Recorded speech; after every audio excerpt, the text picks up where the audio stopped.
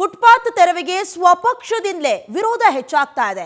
Footpath ತೆರವು ಮಾಡದಂತೆ ಸ್ಥಳೀಯ ಶಾಸಕರೇ ಒತ್ತಡ ಹಾಕ್ತಿದ್ದಾರೆ. ಈಗಾಗಲೇ ಸಿಲಿಕಾನ್ ಸಿಟಿ ಬೆಂಗಳೂರಿನ ಹತ್ರ ಏನು ಫುಟ್ಪಾತ್ ಅನ್ನು ತೆರವು ಮಾಡ್ತಾ ಇರುವ ಕೆಲಸವನ್ನ ಮಾಡ್ತಾ ಇದ್ದಾರೆ. ಬಟ್ ಸ್ವಪಕ್ಷದ ಶಾಸಕರೇ ಒತ್ತಡ ಇರ್ತಿದ್ದಾರೆ, ಬೇಡ, ಯಾಕೆ ಜಿಬಿಎ ಚುನಾವಣೆಯ ಮೇಲೆ ಪರಿಣಾಮ ಬೀರುವ ಸಾಧ್ಯತೆ ಇರೋದ್ರಿಂದ ಕಾಂಗ್ರೆಸ್ ಗೆಲುವಿಗೆ ಫುಟ್ಪಾತ್ ತೆರವು ಅಡ್ಡಿಯಾಗುವ ಸಾಧ್ಯತೆ ಇದೆ. ಹೀಗಾಗಿ ಆಪರೇಷನ್ ಫುಟ್ಪಾತ್ ಕೈಬಿಡುವಂತೆ ಒತ್ತಡ ಹೆಚ್ಚಾಗಿದೆ. ಸಚಿವ ಕೃಷ್ಣ ಬೈರೇಗೌಡ ಹಾಗೂ ಜಿಬಿಎ ಅಧಿಕಾರಿಗಳಿಗೆ ಶಾಸಕರು ಒತ್ತಡ ಹೇರ್ತಿದ್ದಾರೆ. ಆದರೆ ಯಾರ ಒತ್ತಡಕ್ಕೂ ಮಣಿಯದೆ ಕಾರ್ಯಾಚರಣೆಗೆ ಸಚಿವರ ಸೂಚನೆ ಕೊಟ್ಟಿದ್ದಾಗಿದೆ.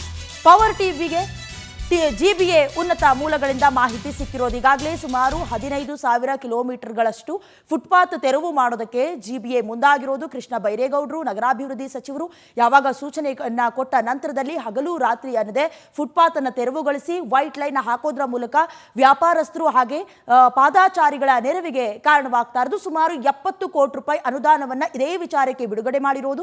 ಜೊತೆಗೆ ಸದುಪಯೋಗವನ್ನ ಕೂಡ ಪಡ್ಕೊಳ್ಬೇಕು ಅನ್ನೋದಾಗಿ ಹೇಳಿಕೆಯನ್ನ ಕೊಟ್ಟಿದ್ರು. ಇದರಿಂದ ನಾನು ನಿಷ್ಠೂರ ಆದ್ರೂ ಪರವಾಗಿಲ್ಲ, ನಗರಾಭಿವೃದ್ಧಿ ಆಗಬೇಕು ಅನ್ನುವಂತ ಕಂಕಣವನ್ನ ಕಟ್ಟಿದಂತೆ ಕಾಣಿಸ್ತಾ ಇದೆ ಕೃಷ್ಣ ಬೈರೇಗೌಡರು. ಇದರ ಮಧ್ಯದಲ್ಲಿ ಶಾಸಕರ ಒತ್ತಡ ಕೇಳಿ ಬರ್ತಾ ಇರೋದು. ಮುಂಬರುವಂತ ಜಿಬಿಎ ಎಲೆಕ್ಷನ್ಗೆ ಇದು ಎಫೆಕ್ಟ್ ಆಗುತ್ತೆ. ಯಾವ ರೀತಿ ಬೀದಿ ಬದಿ ವ್ಯಾಪಾರಿಗಳ ವೈಮನಸ್ಸು ಜೊತೆಗೆ ಸ್ಥಳೀಯರ ಆಕ್ರೋಶವೂ ಕೂಡ ಕಾರಣವಾಗಬಹುದು. ಹಾಗಾಗಿ ಸದ್ಯದ ಮಟ್ಟಿಗೆ ಫುಟ್ಪಾತ್ ಅನ್ನ ಕೈ ಬಿಡಬೇಕು ಅಥವಾ ಆ ಕಾರ್ಯಾಚರಣೆಯನ್ನ ಕೈ ಬಿಡಬೇಕು ಅಂತ ಸಚಿವರಿಗೆ ಹಾಗೆ ಜಿಬಿಎ ಅಧಿಕಾರಿಗಳಿಗೆ ಶಾಸಕರು ಒತ್ತಡವನ್ನ ಹಾಕ್ತಿದ್ದಾರೆ. ಬಟ್ ಅದು ಏನೇ ಒತ್ತಡ ಹಾಕಿದ್ರು ಕೂಡ ಈ ಎಲ್ಲ ಕಾರ್ಯಾಚರಣೆಗೆ ಮಣಿಯುವಂತೆ ಕಾಣಿಸ್ತಾ ಇಲ್ಲ. ಯಾಕಂತ ಹೇಳಿದ್ರೆ ನಗರಾಭಿವೃದ್ಧಿ ಮುಖ್ಯ.